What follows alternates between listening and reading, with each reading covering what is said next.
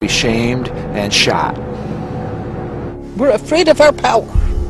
We are afraid of our inherent dignity.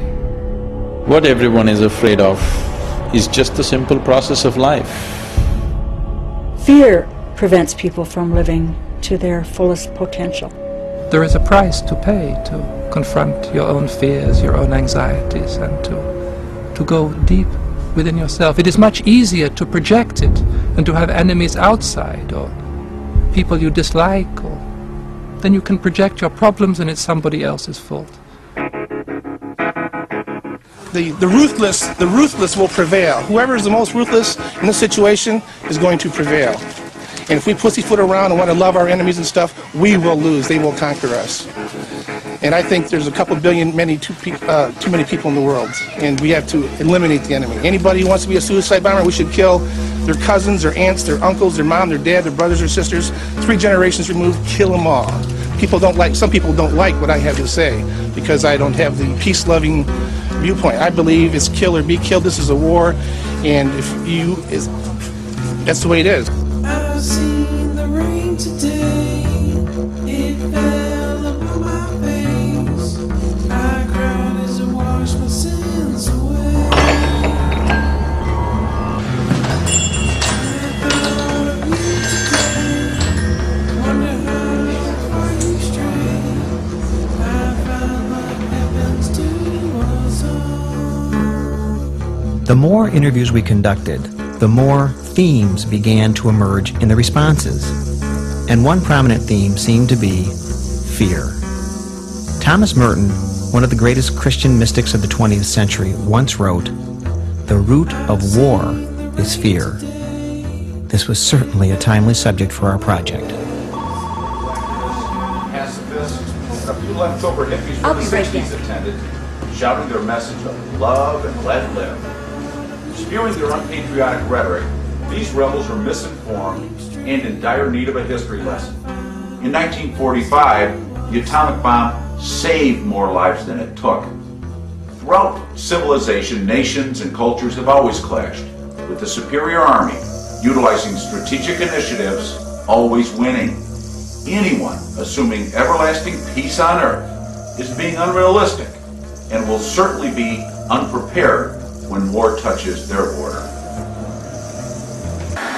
There are two kinds of ignorance. One is innate ignorance, which is born of the dualistic mind, me and the other, biological organism and the universe, mind and body. Our dualistic thinking leads to ignorance, and then sometimes we institutionalize our dualistic thinking. We call it religion, and then we go to war. God has anointed America as the land of the free and the home of the brave. And we need to baptize other nations. I would say that war is justifiable when our freedom is in jeopardy. That's what I'd say. No comment? No comment on that one. Yeah. I think war is justifiable in self-defense. Only in terms of defense. Self-defense. In self-defense. That all living things have a right to defend and protect their lives. Now, of course, people are always talking about defense, right? And really, it isn't defense. You know, we hear of the Defense Department, and it's really a War Department. And I believe that violence is wrong. If there is such a thing as a human sin, it is a sin to fall to violence. If I can do it with words, I'm going to do it with words. If I can do it with a chokehold, I'm going to do it with a chokehold. But if I need to do it with a bullet, I'll do it with a bullet. Come on, lay it on him. Give him the... Did I think, yeah, since a lot of our people have been killed, that we should go over there and bomb the shit out of them? I really do. Fear is like a plague. It's like a disease. And it has its way to infiltrate people's minds and to cause people to posture in a very unhealthy way. When there is excessive fear, then even we begin to become the aggressors ourselves. The greatest way to ensure peace is through a higher military presence and the will to use that power when necessary. This is where I think the world religions have an important role. They themselves have been a principal source of violence over the centuries. And this has to stop. religions proclaim human values. They've got to work together. The root of the word religion is religare, to bind back and make whole, or to make one. And I think current religion is doing almost the opposite. It's amazing to me that the religious people of America are not standing up and screaming. And yet we let our heads of state talk this way. The right of preemptive strike. Once that is set in motion, I don't think we have any idea what we've unleashed.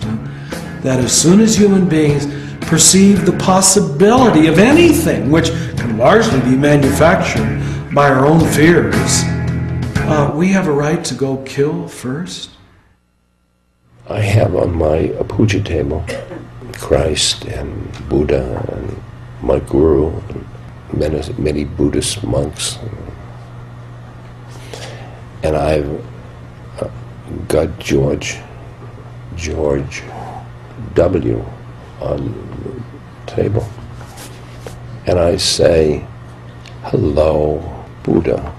Hello, Maharaji. Oh, hello, Krishna. Oh, hello, George. Because we are the world's policemen, we have the authority to implement our rules of law and a duty to enforce them. And I know right there what my work to do is. There's the work I have to do. And I can't free him until I'm freed. And we are mirrors of each other.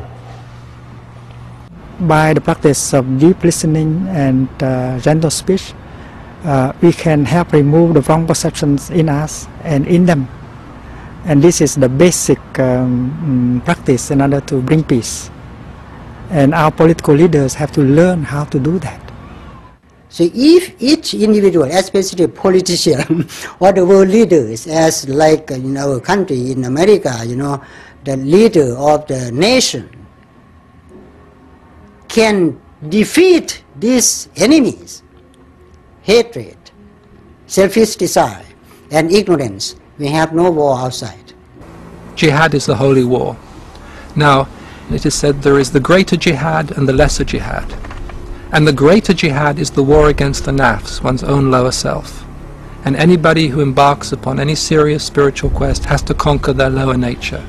The holy war, kind of a strange name, but it's the war against the worst enemy of all. The war against our bad side. So everything comes back to consciousness. From our thoughts it produces our words, from our words it produces our actions. We must watch our actions because it produces our habits. Our habits produce our character, and our character produces our culture. So we have so much of a violent culture, we have so much of inauspicious habits because our thoughts are so much based on fear and violence and aggression. Any country that develops nuclear capabilities, harbors terrorists, violates human rights, or threatens our way of life must be held accountable.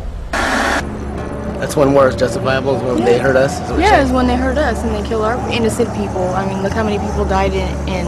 Who's to say what's innocent? But, it's all in one perspective.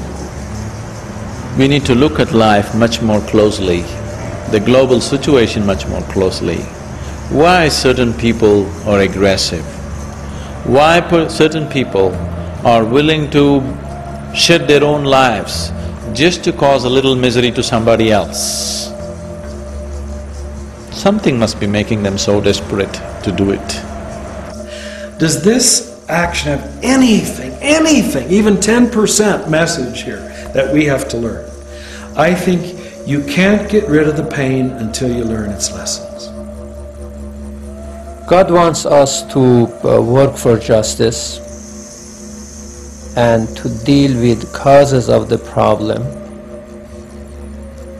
and to bring understanding among humanity and to fight poverty and injustice and oppression.